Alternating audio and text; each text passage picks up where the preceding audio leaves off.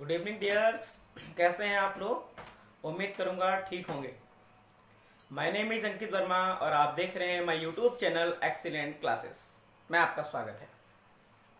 पिछले वीडियो में हम लोगों ने भौतिक विज्ञान में कूलाम के नियम के बारे में पढ़ा था।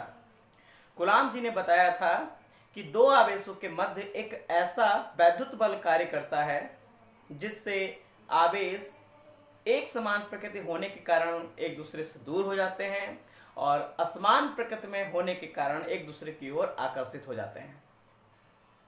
और उन्होंने बताया था कि यदि आवेशों के मध्य माध्यम निर्वात है तो बल का मान बढ़ता है, जबकि हमने उसके बाद के अगले वीडियो में बताया था कि जब आवेशों के मध्य किसी माध्यम को रख दिया जाता है तो वैद्युत बल का मान घटता है। ये सब जानने के लिए आप हमारे पिछला वीडियो देख सकते हो। आज हम आपको बताएंगे कि कूलाम के नियम के वो इंपॉर्टेंट महत्वपूर्ण तथ्य कौन कौन से हैं जिनको सबसे ज्यादा शॉर्ट क्वेश्चंस में और सबसे ज्यादा एक्सपेरिमेंट लैब में पूछा जाता है, यानी कि जब आपका वाइवा होता है। तो आज हम बहुत सारे मुद्दों पर चर्चा करेंगे और आज हम आपको बताएंगे कि कूलाम के नियम का सदिश रूप क्या होता है। तो आइए स्टार्ट करते हैं। आज हम पढ़ने वाले हैं कूलाम के नियम के महत्वपूर्ण तथ्य।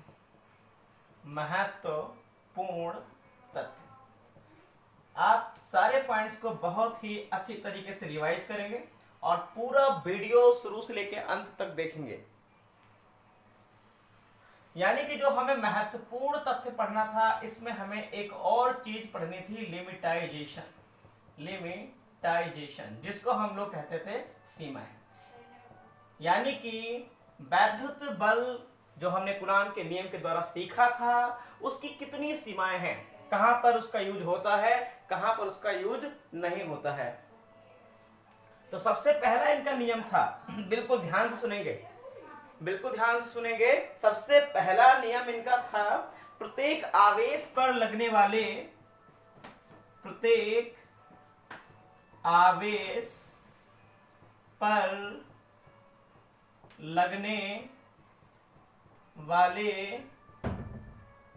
बल का परिमाण एक समान होता है, चाहे आवेश भिन्न भिन्न क्यों ना हो। बहुत बढ़िया पॉइंट से इसको आप समझने का प्रयास करेंगे। पहला पॉइंट है कि प्रत्येक आवेश पर लगने वाले बल का परिमाण एक समान होता है, चाहे आवेश भिन्न भिन्न क्यों ना हो। चाहे आवेश की मात्रा कैसी भी रख दी जाए, लेकिन जब भी दो माध्यम में या दो स्थितियों में हम बल की तुलना करेंगे तो बल का अनुपात हमेशा एक समान रहेगा। आइए एग्जांपल ले लेते हैं। जैसे मैंने कहा कि आवेशों का अनुपात, मैंने मान लिया आवेशों का अनुपात 1:3 है, अर्थात Q1 बराबर Q और Q2 बराबर 3Q।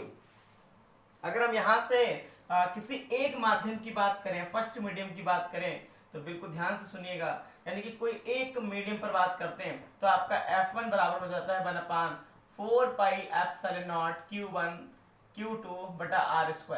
यानी कि Q1 के स्थान पर लिख सकते हैं Q और Q2 के स्थान पर 3Q।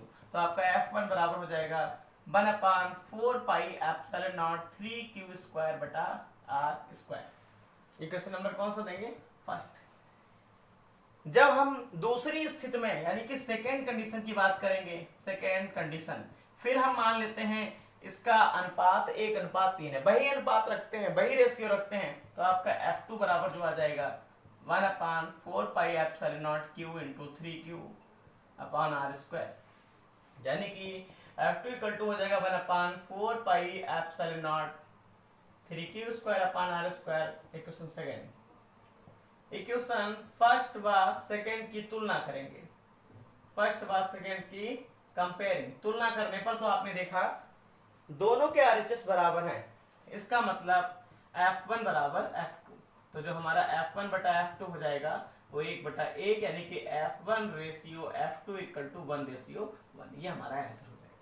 तो आप हमेशा याद रखना कि हम आवेशों का अनुपात कुछ भी ले लें, चाहे कैसा भी अनुपात ले लें, इन स्थितियों में आप ध्यान रखेंगे आवेश के बढ़ जाने से घट जाने से बल के मान में कोई इफेक्ट नहीं होता है। इसका मतलब आपने क्या समझा? अगर मैं इसको बिगाड़ दूं एग्जांपल नंबर दूसरे तरीके से मैं आपको समझाऊं, तो दूसरा एग्जांपल क्या कहता है? दूसरा एग्जांपल कहता है कि F directly proportional Q1 Q2, product of charges, आवेशों के जो हमारे उत्पाद होते हैं उनके अनुक्रमानुपाती होता है हमारा वैद्युत बल, इलेक्ट्रोस्टैटिक फोर्स। तो आपको पता है आवेश को बदल देने से बल के मान में कोई परिवर्तन नहीं होता है। अब आवेश बढ़ाओगे तो बल बढ़ेगा, अगर आवेश घटाओगे तो बल घटेगा। प्रत्येक आवेश पर लगने वाले बल का परिमाण एक समान होता है, चाहे आवेश भिन्न भिन्न क्यों ना हो। जिस प्रकार से आवेश अपनी स्थिति बदलते रहेंगे, फोर्स बदलता रहेगा। यानी कि आप ऐसा नहीं कह सकते कि अगर आपने आवेश बदल दिया तो बल पर कोई प्रभाव नहीं पड़ेगा, नहीं, बिल्कुल वो एक समान रहेगा। यानी कि आप आवेश बदलते रहेंगे, बल उसके अकॉर्डिंग खुद को वेरिएबल करता रहेगा। तो आइए देखते हैं दूसरा पॉइंट।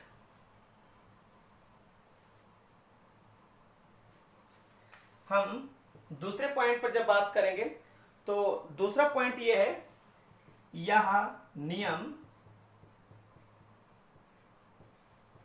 आवेशित कणों के द्रव्यमान पर निर्भर नहीं करता है, बल्कि आवेश पर निर्भर करता है। बहुत इंपॉर्टेंट टॉपिक है ये, बहुत ज्यादा पूछा जाता है कि यह नियम आवेशित कणों के द्रव्यमान पर निर्भर नहीं करता है बल्कि आवेश पर निर्भर करता है। मैंने वैसे भी आपको गुलाम जी ने बताया था F directly proportional Q1 Q2, यानी कि जो बल का मान है वो हमेशा चार्ज के अनुक्रमानुपाती होता है। अगर चार्ज बढ़ेगा तो बल बढ़ेगा, अगर चार्ज घटेगा तो बल घटेगा। इसका मतलब अगर हम गुलाम के नियम का सूत्र लिखें F बराबर 1/4πε0 Q1 Q2 बटा R स्क्वायर, तो आपको इस सूत्र में कहीं पर भी द्रव्यमान नहीं दिखाई दे रहा है। इसका मतलब बल का मान द्रव्यमान पर निर्भर नहीं करता है। कब? जब हम बात किसकी करते हैं? आवेश की करते हैं। तो इस स्थिति में बल किस पर डिपेंड करता है? आवेश पर। इसका मतलब आवेश के बढ़ने से बल बढ़ जाएगा, आवेश के घटने से बल घट जाएगा। इसको अगर हम दूसरी तरीके से समझाएं, अगर हम एक पार्टिकल इलेक्ट्रॉन ले लें तो इसका जो चार्ज होता है 1.6 इंटू 10⁻⁻19 कूलम निगेटिव हो जाता है Q1, और अगर हम इसके मास की बात कर लें तो ये हो जाता है 9.1 इंटू 10⁻31 किलोग्राम। अगर हम दूसरा पार्टिकल प्रोटॉन ले लेते हैं E+, तो इसका चार्ज हो जाता है 1.6 इंटू 10⁻19 कूलम, जो पॉजिटिव होता है, और जबकि इसकी अगर हम द्रव्यमान की बात करें प्रोटॉन के तो 1.67 इंटू 10⁻27 किलोग्राम। जब भी हम बल का मान निकालते हैं तो F बराबर 1/4πε0 Q1 Q2 बटा R स्क्वायर, और यहाँ पर वैल्यू पुट कर देते हैं और हमें यहाँ पर बल का मान पता चल जाता है। आपने देखा सूत्र में हमें द्रव्यमान की आवश्यकता नहीं होती है। इसका मतलब वैद्युत बल केवल और केवल आवेश पर डिपेंड करता है, द्रव्यमान पर निर्भर नहीं करता है। बस आपको नेचर याद रखना है कि अगर मैं इलेक्ट्रॉन की बात करूंगा तो इसके लिए जो वैद्युत बल Fe होगा उसका नेचर कैसा हो जाएगा? रिपल का। और अगर मैं इलेक्ट्रॉन प्रोटॉन की बात करूंगा तो वैद्युत बल आपका पॉजिटिव होगा, निगेटिव होगा, और यह आपका अट्रैक्ट को दिखाएगा। मैं फिर रिपीट किया जाता हूं, अगर एक समान चार्जेस हैं तो रिपल करेगा, प्रतिकर्षित करेगा, और अगर असमान चार्जेस हैं, अलग अलग चार्जेस हैं, तो ये अट्रैक्ट करेगा। इस कंडीशन में हमारा वैद्युत बल रिपल यानी कि प्रतिकर्षित बल हो जाएगा, और इस कंडीशन में आकर्षित बल। तो ये पॉइंट आप याद रखिएगा। तो ये बात करते हैं तीसरे पॉइंट पर।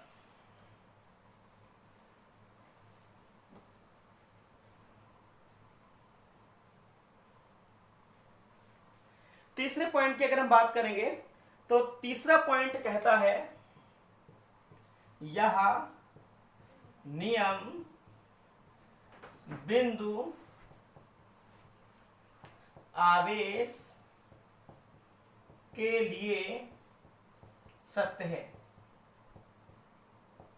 बिंदु आवेश के लिए सत्य है।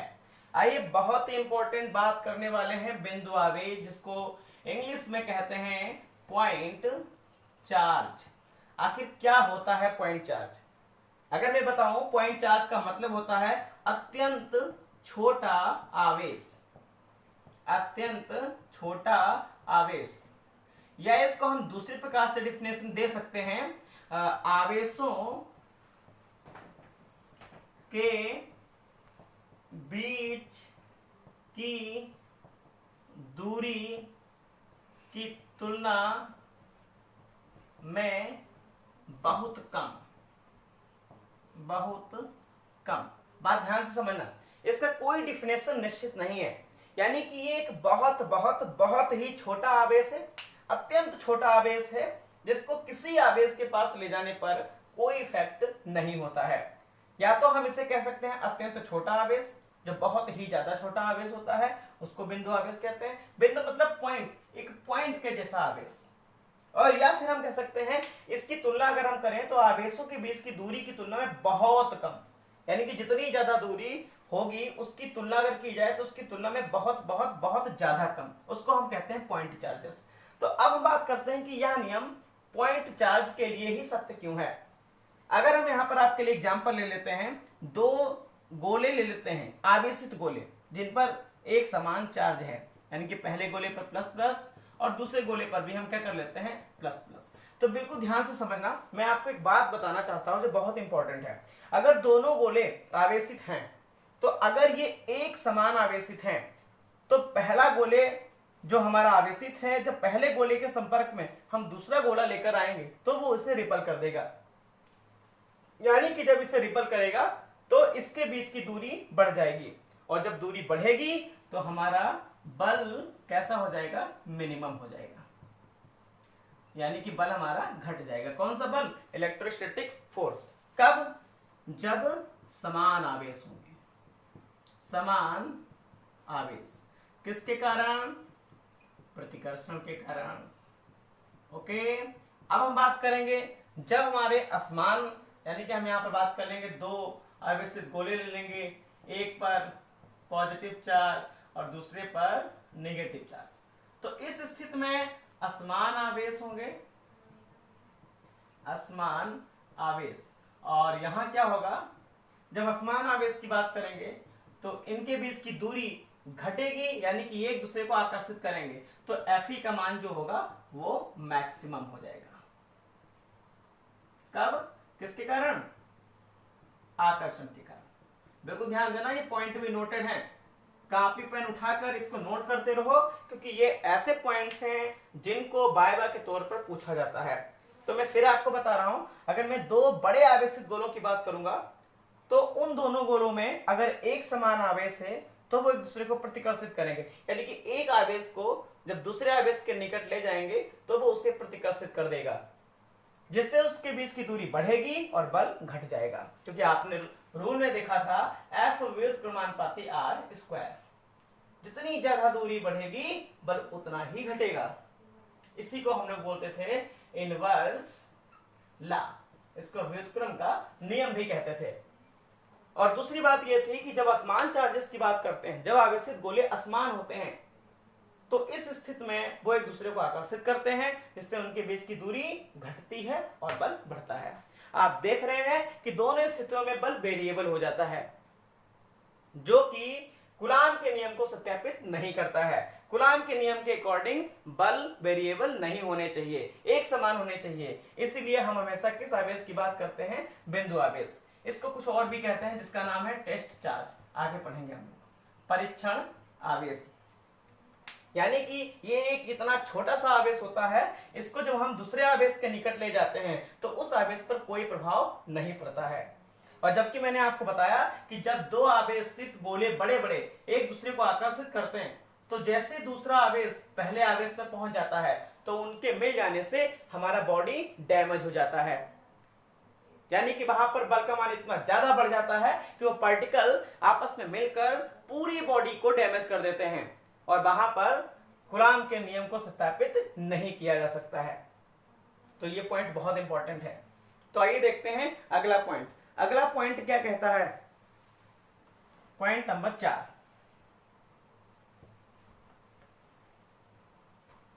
अगर मैं पॉइंट नंबर 4 की बात करूंगा तो बिल्कुल ध्यान रखना, पॉइंट नंबर 4 है मीडियम की। मीडियम की बात करूंगा, जैसा कि मैंने अभी आपको बताया था कि अगर माध्यम आवेशों के मध्य माध्यम निर्वात या वायु है तो बल का मान बढ़ेगा, इंक्रीज करेगा। ये चीज आपको ध्यान देना है। कब आवेशों के मध्य माध्यम निर्वात या वायु है तो इस स्थिति में इलेक्ट्रिक फोर्स का मान इंक्रीज करेगा, क्योंकि जब आवेशों के मध्य किसी प्रकार का माध्यम नहीं होगा तो चार्ज तेजी से एक दूसरे को आकर्षित करेंगे या तेजी से एक दूसरे को प्रतिकर्षित करेंगे। तो इन दिस कंडीशन हमारा इलेक्ट्रिक फोर्स जो होगा वो इंक्रीज करेगा। और अब हम अगर बात करें यहां पर आवेशों के मध्य कोई माध्यम, जैसे जल जैसा माध्यम रख दिया जाए तो आपको याद रखना है इन दिस कंडीशन जो हमारा Fe होगा वो डिक्रीज करेगा, क्योंकि मैंने बताया था कि जब आवेशों के मध्य किसी प्रकार के माध्यम को स्थापित कर दिया जाता है तो वो माध्यम वैद्युत की शीलता यानी कि वैद्युत के गुण को धीरे धीरे अपनी तरफ खींच लेता है। जैसे मैंने आपको एग्जांपल बताया था कि अगर निर्वात में बल का मान 5 न्यूटन है तो जब इन माध्यम को या इस सिस्टम को जल में रखा जाएगा तो इसका मान जो होगा वो एक कांस्टेंट राशि से घट जाएगा। इसी को हम लोग बोलते थे परावैद्युतांक या सापेक्षिक वैद्युशीलता। ऐसा मैंने पिछले वीडियो में बताया था या आप उस वीडियो में जाकर देख सकते हैं। तो आप देख रहे हैं कि जब निर्वात की बात कर रहे थे तो इसके नीचे कितना था, 1। लेकिन जब हम किसी माध्यम की बात कर रहे थे तो वो निर्वात के या निर्वात में लगने वाले बल को 81 भाग से घटा रहा था। तो इसका मतलब किसी माध्यम में रखने पर जो हमारा वैद्युत बल होता है उसका मान डिक्रीज हो जाता है। तो आइए देखते हैं पॉइंट नंबर 5, जो बहुत ही ज्यादा इंपॉर्टेंट है। अगर मैं पॉइंट नंबर 5 की बात करूं तो ध्यान से सुनिएगा। पॉइंट नंबर 5 क्या कहता है, यह नियम अत्यंत छोटी दूरी अप्रोक्सीमेटली 10⁻⁻15 मीटर से लेकर बड़ी दूरियों मतलब कई किलोमीटर तक सत्य है। मतलब इस नियम को अत्यंत छोटी दूरी यानी कि 10⁻⁻15 मीटर से लेकर बड़ी दूरियों जो कई किलोमीटर तक हों उनके लिए इस नियम को सत्यापित किया गया है। यानी कि इस नियम के द्वारा हम कई किलोमीटर तक की दूरी के मध्य वैद्युत बल को ज्ञात कर सकते हैं। लेकिन क्वेश्चन ये है कि बहुत ज्यादा छोटी दूरी 10⁻⁻15 मीटर से लेकर क्यों, इसके नीचे क्यों नहीं? तो मैं आपको एक बार बता दूं, 10⁻⁻15 मीटर से नीचे दूरी पर नाभिक द्वारा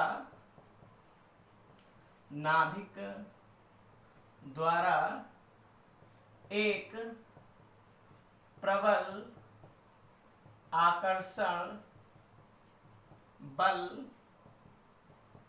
कार्य करता है जो अन्य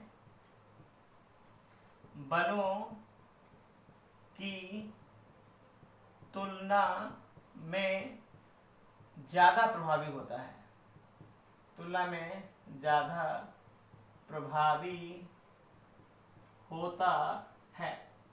तो ये बहुत ही ज्यादा इंपॉर्टेंट बात है।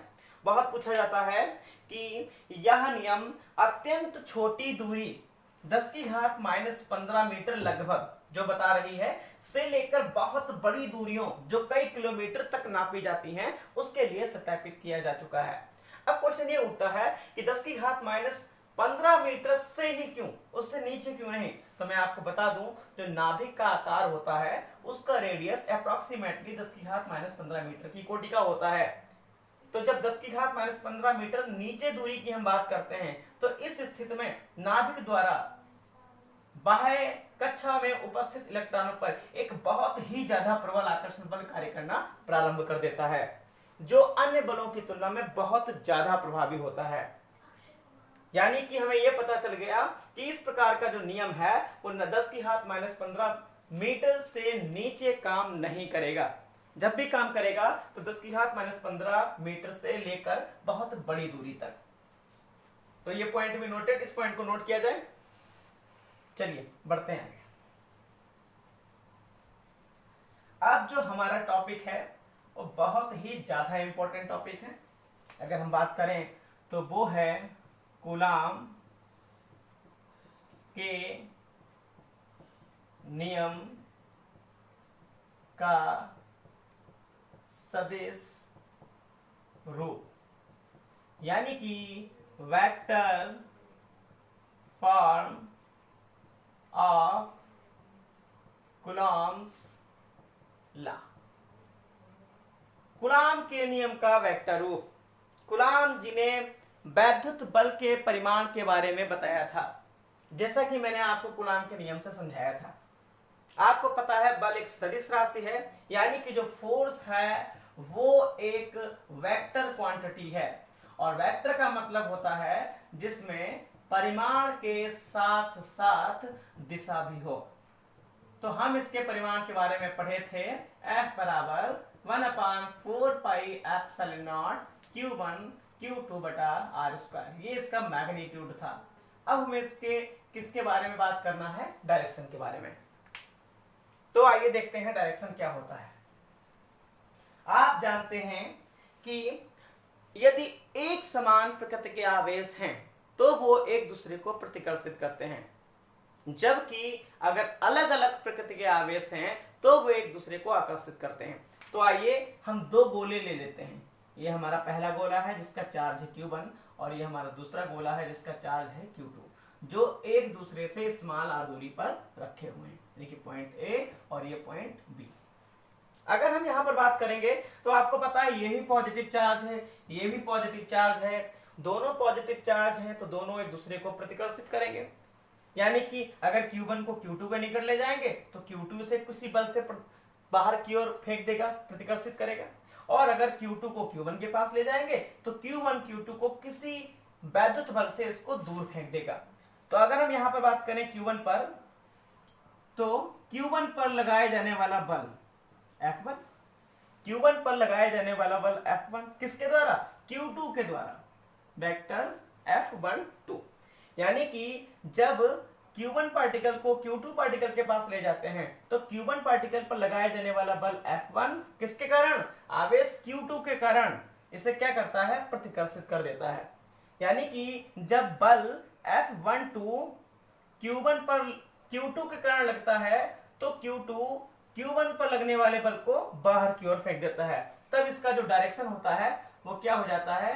R21, जिसको हम किससे लिखते हैं? कैप से। बिल्कुल ध्यान देते चलना, बात बहुत इंपॉर्टेंट है।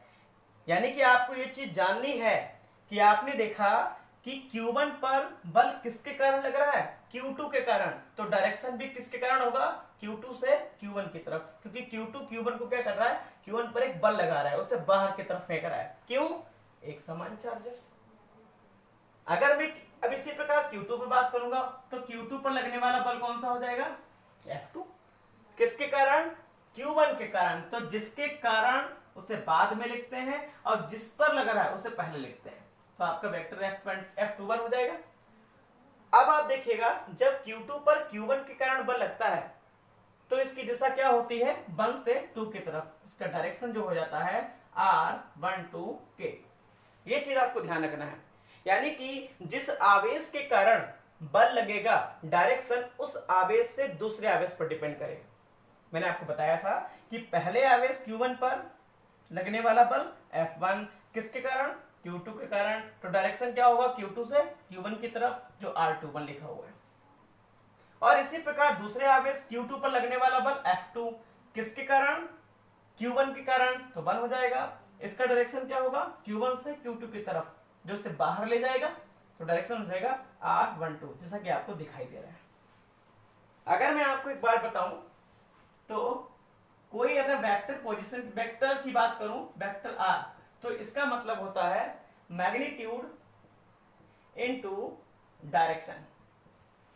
मैग्नीट्यूड का मतलब होता है जिसमें केवल पॉजिटिविटी हो, यानी कि जिसमें केवल परिमाण हो। आपको पता है किसी भी वेक्टर के अगर दोनों तरफ हम मॉड लगा देते हैं या किसी भी क्वांटिटी के ऊपर से वेक्टर हटा देते हैं तो ये उसके मैग्नीट्यूड को डिस्प्ले करता है, प्रदर्शित करता है। मॉड का मतलब पॉजिटिव, जिसमें किसी प्रकार का पॉइंट निगेटिव ना हो, और निगेटिव क्या करता है, अपोज करता है। यानी कि निगेटिव ही एक ऐसा सिस्टम है जिसके द्वारा हमें जान जाते हैं कि हमारा पार्ट का डायरेक्शन किधर है। अगर हम सीधी रेखा में जा रहे हैं तो हम पॉजिटिव है, और अगर हम अपना रास्ता बदल देते हैं तो फिर हम अपने पाथ का विरोध करते हैं तो निगेटिव आता है। तो निगेटिव को हटाने के लिए जब मॉड लगा दिया जाता है तो ये किसको शो करता है, परिमाण को। ये बात आप ध्यान रखिएगा। इसका मतलब वेक्टर का मतलब क्या हो गया, मैग्नीट्यूड इनटू डायरेक्शन। तो अगर यहां पे बात करें तो आर कैप का मतलब हो जाएगा वेक्टर आर, और ये आपका हो जाएगा मॉड आर। अगर मैं यहां पर R21 की बात करूंगा तो ये आपका 21 हो जाएगा।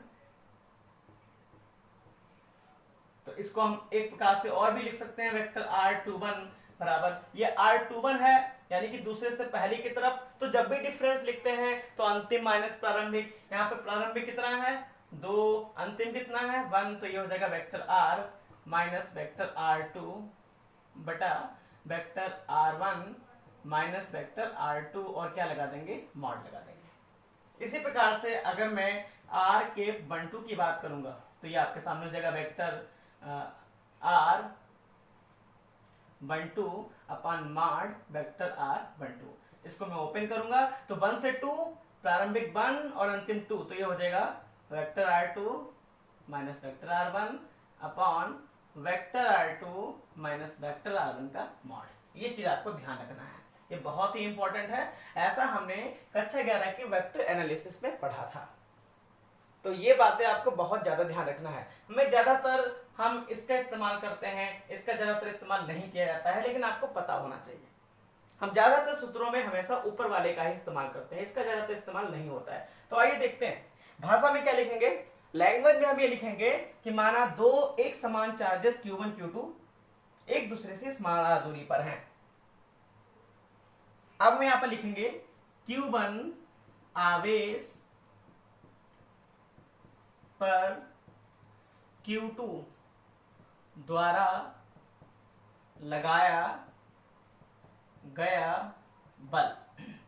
ध्यान दीजिएगा, Q1 आवेश पर यानी कि F1 Q2 द्वारा 2, तो आपका बल कौन सा हो जाएगा, F12 बराबर हो जाएगा 1/4 pi epsilon naught Q1 Q2 बटा डिस्टेंस। अब आपको देखना है डिस्टेंस की अगर मैं बात करूंगा तो अगर Q2 के द्वारा बल लगाया जा रहा है तो जो हमारा डिस्टेंस होगा वो 2 से 1 की तरफ हो जाएगा, यानी कि R21, और यहां पर क्या करेंगे, मॉड लगा देंगे, स्क्वायर कर देंगे, और इसका डायरेक्शन क्या हो जाएगा R21 के। ये चीज आपको ध्यान रखना है। यहां पर हम बात करेंगे F12, तो ये हमारा फॉर्मूला हो जाएगा 1/4 pi epsilon naught Q1 Q2 बटा R21 मॉड का स्क्वायर, और ये अगर इसके ऊपर वेक्टर भी लगा देंगे क्योंकि ये मैग्नीट्यूड को दिखा रहा है, और मैग्नीट्यूड का मतलब होता है जब किसी वेक्टर के दोनों तरफ मॉड लगा दिया जाए। और इसको हम लिख सकते हैं, यहाँ पर बताए थे vector R21 upon mod vector R21 cap लगा देंगे। और ये हमारा फार्मूला थोड़ा और अगर इसको अच्छा लिखना चाहें तो ऐसे लिख सकते हैं जैसा कि किताबों में लिखा होता है 1/4 pi epsilon naught Q1 Q2 बटा vector R1 minus vector R2। अगर यहां पर बात करेंगे तो 2 और 1 3, तो ये क्यूब हो जाएगा, और vector R1 minus vector R2।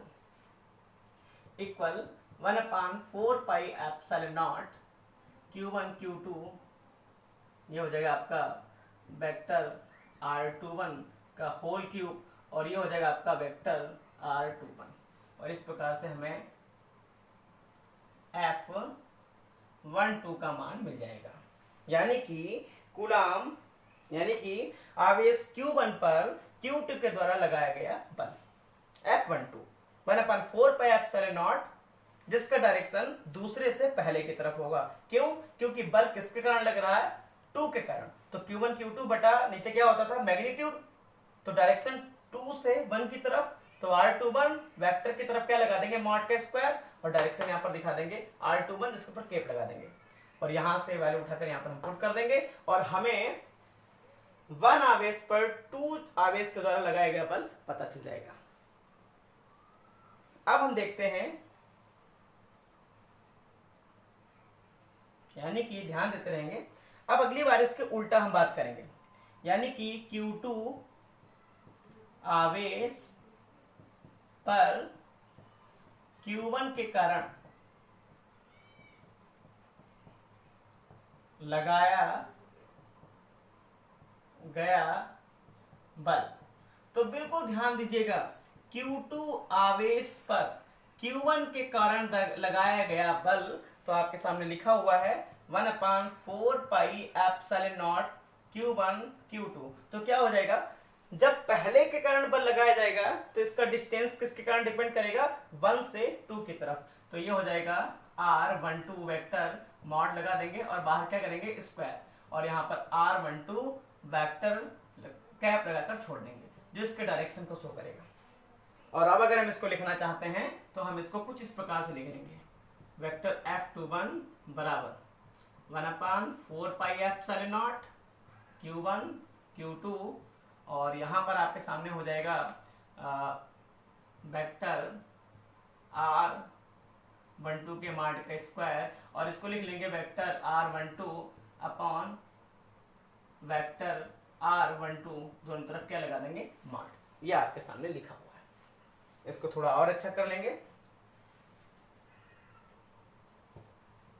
यानी कि और इसको थोड़ा अच्छा करेंगे तो वेक्टर F21 इक्वल टू हो जाएगा 1/4πε0 Q1 Q2 अपॉन 1 से 2 की बात करेंगे तो 1 से 2, तो इसका जब डिफरेंस निकालेंगे तो vector R2 minus vector R1 का मॉड, आपने लिखा था स्क्वायर ऑफ पावर 1, 2 और 1 3, और इधर आपका हो जाएगा vector R2 minus vector R1 equal to, इसको ऐसे भी लिख सकते हैं हम 1/4πε0 Q1 Q2 upon R12 vector के मॉड का क्यूब, और यहाँ पर हम लिख लेंगे वेक्टर R12। इसको हम बॉक्स में बंद कर देंगे, और एक क्वेश्चन नंबर कौन सा दे देंगे? सेकंड। आपने देखा, इसको इक्वेशन फर्स्ट कह देते हैं। आपने देखा कि अगर इक्वेशन फर्स्ट और सेकंड की तुलना की जाए तो आप यहां पर एक नई चीज देखने को पाते हैं। जैसा कि मैंने आपको बताया था कि दो चार्जेस हैं जो एक दूसरे से r दूरी पर हैं, तो पहले चार्ज पर जो लगने वाला बल था F21, और दूसरे चार्ज पर जो लगने वाला बल था वो आपका था F12। तो आप देख रहे थे कि जब पहले चार्ज पर दूसरे चार्ज के कारण बल लगता था तो इसका डायरेक्शन हो जाता था R21, और जब दूसरे चार्ज पर पहले चार्ज के कारण बल लगता था तो जिसका डायरेक्शन हो जाता था R12। आपने यहां से एक चीज नोटिस की थी, यानी कि एक आवेश से दूसरे आवेश के बीच की दूरी कितनी है? R। अगर पहले से दूसरे की तरफ चलते हैं तो डायरेक्शन फॉरवर्ड, आगे की तरफ, और अगर दूसरे से पहले की ओर चलते हैं तो उसका डायरेक्शन बदल जाता है, जबकि पहले से दूसरे के बीच की दूरी सेम रहती है। आपने यहां से एक चीज नोटिस की कि एक आवेश से दूसरे आवेश के बीच की दूरी, यानी कि जो हमारा R12, अगर यहां पर बात करें R12 equal to vector R21, अगर मैं इसके डायरेक्शन की बात करूं R12 1 से 2 और R21 2 से 1, तो 1 से 2 और 2 से 1 दोनों के बीच की दूरी बराबर होती है, लेकिन दोनों की दिशाएं बदल जाती हैं। बात को ध्यान से समझिएगा जो मैं आपको बताना चाह रहा हूं। चाहे आवेश 1 से आवेश 2 की तरफ चले और चाहे आवेश 2 से आवेश 1 की तरफ चले, दोनों के बीच का डिस्टेंस इक्वल होता है। चेंजेस किसमें आता है? डायरेक्शन में। यानी कि r12 का केप और r21 का केप दोनों मैग्नीट्यूड में इक्वल हैं, लेकिन डायरेक्शन में अपोज हो जाते हैं, तो साइन का है क्या हो जाता है? माइनस का। तो अर्थात हम बता सकते हैं कि F12 और F21 दोनों के मैग्नीट्यूड बराबर होंगे, लेकिन दोनों के डायरेक्शन चेंज हो जाएंगे। यहां से हमें एक नए नियम की उत्पत्ति मिल जाती है। आपने देखा, लगाया गया बल और उसके बदले में मिलने वाला बल, इसको न्यूटन जी ने बताया था, जिसको कहा जाता था न्यूटन का तृतीय नियम, और इस नियम का नाम होता था क्रिया प्रतिक्रिया नियम। क्रिया प्रतिक्रिया नियम आपने देख लिया सदिश रूप में कि डिस्टेंस जो हम लेते हैं, चाहे 1 से 2 की बात करें, चाहे 2 से 1 की बात करें, दोनों स्थितियों में दूरी का परिमाण बराबर होता है, लेकिन दोनों की दिशाएं बदल जाती हैं। इस स्थिति में F12 और F21 दोनों के मैग्नीट्यूड बराबर होते हैं, यानी कि जितने बल से Q2 Q1 को रिपल करता है, उतने ही बल से Q1 Q2 को रिपल करता है, लेकिन दोनों के डायरेक्शन चेंज हो जाते हैं, जो न्यूटन के तृतीय नियम को प्रतिपादित करते हैं। और इस प्रकार से कूलाम के नियम का सदिश रूप ज्ञात हो जाता है। तो मैं आपसे उम्मीद करूंगा कि आप इस नियम का रिवीजन करेंगे। तो आइए देखते हैं इसके इंपॉर्टेंट पॉइंट्स। अगर हम इसके इंपॉर्टेंट पॉइंट्स की बात करें, importance of vector form of coulombs law पूछ लिया जाता है कभी कभी कि वेक्टर कूलाम के वेक्टर रूप से या कूलाम के वेक्टर रूप का महत्व बताइए। तो सबसे पहला पॉइंट इसका नोट किया जाए, इस नियम से न्यूटन के थर्ड यानी कि तृतीय नियम की व्याख्या होती है या व्याख्या की जाती है। ये इसका पहला इंपॉर्टेंस था। जैसे कि मैंने बताया था वेक्टर F12 बराबर वेक्टर F21, लेकिन चेंजेस किसमें होता था? डायरेक्शन में। ये इसका पहला नियम होता था, यानी कि इस नियम के द्वारा एक नया नियम निकल के आता था, जिसको हम बोलते थे न्यूटन का तृतीय नियम, क्रिया और प्रतिक्रिया का नियम। और दूसरे नियम की बात करें जिसका सबसे इंपॉर्टेंट है कि यह केंद्रीय बल का पालन करती है, या यह केंद्रीय बल की व्याख्या करता है। एक नियम यह केंद्रीय बल की व्याख्या करता है। केंद्रीय बल का मतलब सेंट्रल फोर्स, यानी कि एक रेखा पर लगने वाला बल यदि उसी रेखा पर डिपेंड करता है, तो उन बलों का संतुलन रेखा के केंद्र पर होता है। मैंने आपको बताया था कि दो चार्जेस रखे हुए हैं Q1 Q2, तो Q2 के द्वारा लगने वाला बल Q1 रेखा के अनुदिश ही कार्य करता था, और इसी प्रकार से Q2 पर लगने वाला बल F21 दोनों आवेशों को मिलाने वाली रेखा के अनुदिश ही कार्य करता था।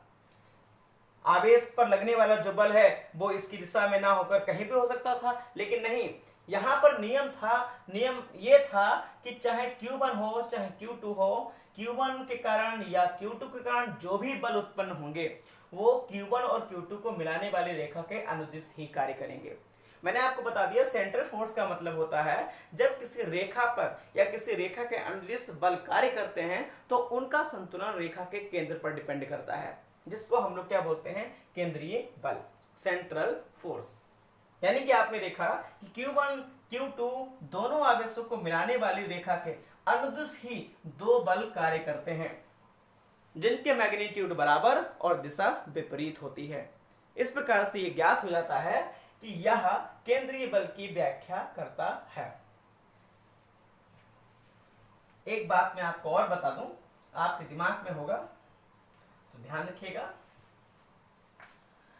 अगर दोनों चार्जेस लाइक चार्जेस हैं, Q1 पॉजिटिव, Q2 पॉजिटिव, तो आप याद रखिएगा जो एक दूसरे से r दूरी पर हैं तो इनके लगने वाले बल जो होंगे वो एक दूसरे को प्रतिकर्षित करेंगे F21।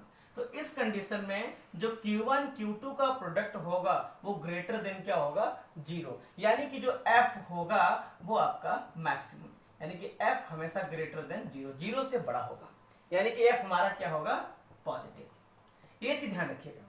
मैं आपको फिर बता दे रहा हूं कि दो चार्जेस अगर एक समान आवेश के हों, चाहे प्लस प्लस और चाहे माइनस माइनस, तो इस स्थिति में Q1 Q2 का जो प्रोडक्ट होता है वो ग्रेटर देन 0 होता है। इसका मतलब F हमेशा पॉजिटिव होता है। ये चीज आपको ध्यान रखना है, क्योंकि जब भी हम बात करेंगे तो F इक्वल टू, आप ध्यान रखिएगा, 1/4 pi epsilon naught Q1 Q2 बटा R स्क्वायर। अगर दोनों प्लस के हैं तब भी वैल्यू इसका कैसा आएगा, पॉजिटिव। अगर दोनों माइनस के हैं तो माइनस माइनस प्लस, वैल्यू कैसा हो जाएगा, पॉजिटिव। और दूसरा नियम यह है कि अगर यहीं पर हम बात कर लें चार्जेस Q1 और चार्जेस Q2, एक पॉजिटिव दूसरा नेगेटिव, तो आपको ध्यान रखना है in this condition Q1 Q2 less than 0 हो जाएगा। इसका मतलब जो F का वैल्यू होगा वो कैसा हो जाएगा, निगेटिव। आप रख कर देख सकते हो, F equal to 1/4 pi epsilon naught Q1 Q2 बटा R स्क्वायर। अगर एक प्लस का दूसरा माइनस का है तो प्लस माइनस माइनस, तो F कैसा हो जाएगा, निगेटिव। ये दोनों बातें आपको ध्यान रखना है कि अगर चार्जेस यूनिक हैं, सॉरी चार्जेस लाइक हैं, लाइक चार्जेस हैं, एक समान हैं, तो Q1 Q2 greater than 0, in this condition force always positive. और अगर अनलाइक चार्जेस हैं, एक पॉजिटिव एक निगेटिव, तो in this condition Q1 Q2 less than 0, अर्थात फोर्स का मान नेगेटिव होगा। तो कैसा लगा वीडियो? आप अपने सुझाव हमें कमेंट में जरूर दें। जो चीज़ आपको समझ में नहीं आ रही उसे कमेंट में लिखें। हमारे वीडियो को लाइक करें और ज़्यादा से ज़्यादा शेयर करें। धन्यवाद। जय हिंद, जय भारत।